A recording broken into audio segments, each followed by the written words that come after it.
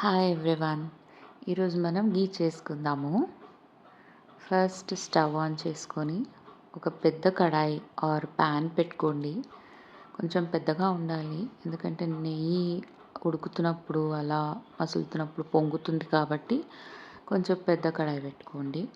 దాంట్లోకి మొత్తం మీరు ప్రీవియస్గా క్రీమ్ మిల్క్ మీద నుంచి కలెక్ట్ చేసిన క్రీమ్ మొత్తం ఆ ప్యాన్లో వేయండి. నేనైతే 1 మంత్కి ఒకసారి చేస్తానండి. నాకు ఆల్మోస్ట్ 1 మంత్ నెయ్యి వచ్చేస్తుంది, సరిపోతుంది. సో ఎగ్జాక్ట్ 15 మినిట్స్ తర్వాత ఇలా మొత్తం పొంగి పైకి వస్తుంది. పాలులాగా లైట్ క్రీమ్ లాగా అలా వస్తుంది. నేను కంటిన్యూస్గా కలుపుతూ ఉంటే ఏంటంటే కింద అడుగు పట్టకుండా హీట్ అనేది ఈవెన్గా డిస్ట్రిబ్యూట్ అయ్యి నెయ్యి మొత్తం మంచి కలర్ వచ్చేలాగా కూడా చూస్తుంది. ఏమైనా ప్యాన్ వాల్స్కి ఉంటే కూడా అదంతా వైప్ చేసుకొని నీట్గా సెంటర్లోకి అనుకోవాలి. ఇది ఇంకొక 10 మినిట్స్ తర్వాత అండి ఇలా మెల్లమెల్లగా అవుతూ ఉంటుంది. మీరు సిమ్ సెగలో పెట్టుకున్నా పర్లేదు, నేను మోడరేట్ ఫ్లేమ్లో పెట్టుకున్నాను. మంచిగా ఇలా స్టిర్ చేస్తూ అది అలా పొంగుతూ ఉంటుంది, దాన్ని చూస్తూ ఉండాలి. చాలామంది దాన్ని ఏమి స్టిర్ చేయకుండా కూడా వదిలేస్తారు, అలా కూడా చేయొచ్చు. బట్ నేనేంటంటే కింద అంతా పేరుకుపోయిందంతా కూడా నేను ఎప్పటికప్పుడు ఇలా కలుపుతూ దాన్ని తీస్తూ ఉంటాను. ఎందుకంటే అలా చేయడం వల్ల మనకి ఈవెన్గా డిస్ట్రిబ్యూట్ అవుతుంది హీట్ అనేది. సో నెయ్యి అంతా కొంచెం బాగా ఉడుకుతుంది అనిపిస్తుంది నాకు. కొంతమంది స్టిర్ చేయకుండా కూడా వదిలేస్తారు కలపకుండా, అలా కూడా ఉంచేయచ్చు. ఒక్కొక్కరు ఒక్కొక్క పద్ధతిలో చేస్తుంటారు. మీకు ఏది కంఫర్టబుల్ అయితే అది చేయండి.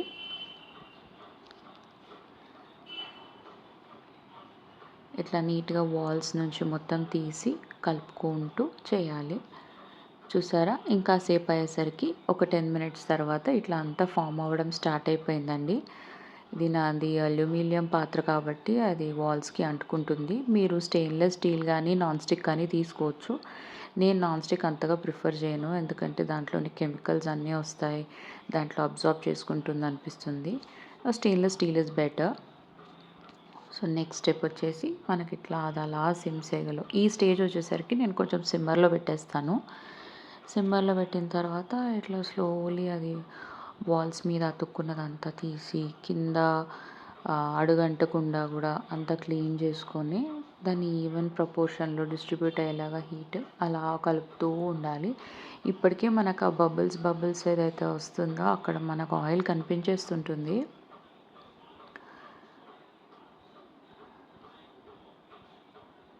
చూడండి, నేను అట్లా మొత్తం స్టిర్ చేసేస్తాను, అది మొత్తం ఈవెన్గా డిస్ట్రిబ్యూట్ అయిపోతుంది. మనకి నెయ్యి వల్ల చాలా లాభాలు ఉన్నాయండి. అది అస్సలు ఫ్యాట్ అని తినడం మానేయకండి. పిల్లలకు తప్పకుండా నెయ్యి పెట్టండి. దోశల్లో, ఇడ్లీల్లో, పప్పన్నాల్లో, అన్నం కలుపుతున్నప్పుడు, కూరలు కలుపుతున్నప్పుడు ఖచ్చితంగా నెయ్యి వేయండి. ఇప్పుడు చూసారా, ఇంకొక 10 మినిట్స్ కల్లా మొత్తము అది ప్యాన్ నుంచి సపరేట్ అయిపోయేలాగా అయిపోయింది, క్రీమ్ అంతా థిక్గా. చూడండి ఎలా వచ్చేస్తుందో, ఎంత నీట్గా వచ్చేస్తుందో. మొత్తం లేత నెయ్యి అంటారండి దీన్ని. సో దీన్ని లేతగా ఉన్నప్పుడు కూడా తీసేయచ్చు, కానీ నాకు దోరగా వేగితేనే ఇష్టం, కొంచెం డార్క్ షేడ్లో ఉంటేనే ఇష్టము.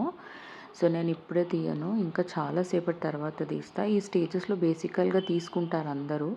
చూసారా, మనకు ఆయిల్ లాగా తేలిపోయింది. ఇదంతా మనము కలెక్ట్ చేసుకోవడం స్టార్ట్ చేస్తారు చాలామంది, ఇక్కడికి ఆపేసుకుంటారు కూడా. చాలామంది ఆ లెఫ్ట్ ఓవర్ క్రీమ్ లాంటి బేస్లో షుగర్ వేసుకొని కూడా తింటారు, స్వీట్లాగా ఉంటుందని. చూడండి, నేను ఇంకా మరిగిస్తున్నాను దీన్ని. ఇది ఇంకా ప్యూరెస్ట్ ఫామ్ ఆఫ్ నెయ్యి.